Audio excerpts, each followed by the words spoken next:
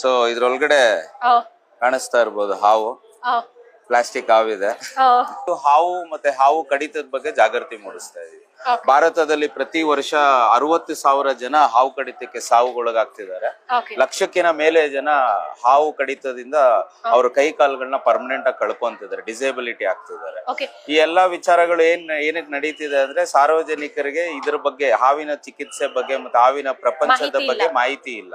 Okay. ಈ film serial ಗಳಲ್ಲಿ ಏನ್ ನೋಡಿರ್ತಾರೆ, ಹಾವುಗಳು ಕಡ್ದಾಗ ಆ ರಕ್ತನ ಈರಿ ಆಚೆ ಹಾಕುವಂಥದ್ದು, ಆಮೇಲೆ ದಾರ ಕಟ್ಟುವಂಥದ್ದು, ಆಮೇಲೆ ನಾಟಿ ಔಷಧಿ ಮಾಡುವಂಥದ್ದು, ಆಮೇಲೆ ಮಂತ್ರವಾದಿಗಳ ಹತ್ರ ಹೋಗುವಂಥದ್ದು, ಮತ್ತೆ ಅವ್ರಿಗೆ ಗೊತ್ತಿರುವಂತ ಕೆಲವೊಂದು ಹೋಮ್ ರೆಮಿಡೀಸ್ ಆರ್ ಯಾರೋ ಹೇಳಿರುವಂತ ವಿಚಾರಗಳನ್ನ ಪ್ರಯೋಗ ಮಾಡೋದು, ಇದೆಲ್ಲದ್ರಿಂದಾನೇ ಈ ದೊಡ್ಡ ಲಕ್ಷಾಂಗಟ್ಲೆ ಇರುವಂತ ಸಾವು ನೋವುಗಳನ್ನ ನಾವು ನೋಡ್ತಿರೋಂಥದ್ದು. ಓಕೆ, ಈಗ ಸಡನ್ ಆಗಿ ಯಾರಿಗಾದ್ರೂ ಹಾವು ಕಚ್ತು ಅಂತಂದ್ರೆ ಏನ್ ಮಾಡ್ಬೇಕಾಗುತ್ತೆ ಫಸ್ಟ್?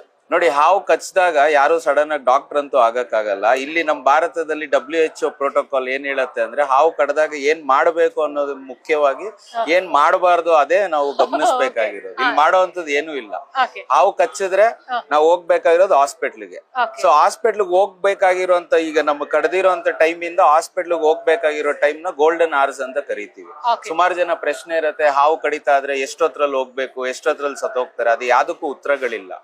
ಸೊ ಹಾವು ಕಡ್ದಾಗ ಫಸ್ಟ್ ನಾವು ಮಾಡಬಾರ್ದಾಗಿರೋ ವಿಚಾರ ಏನು ಅಂದ್ರೆ, ಗಾಬರಿಗೊಳಿಸ್ಬಾರ್ದು.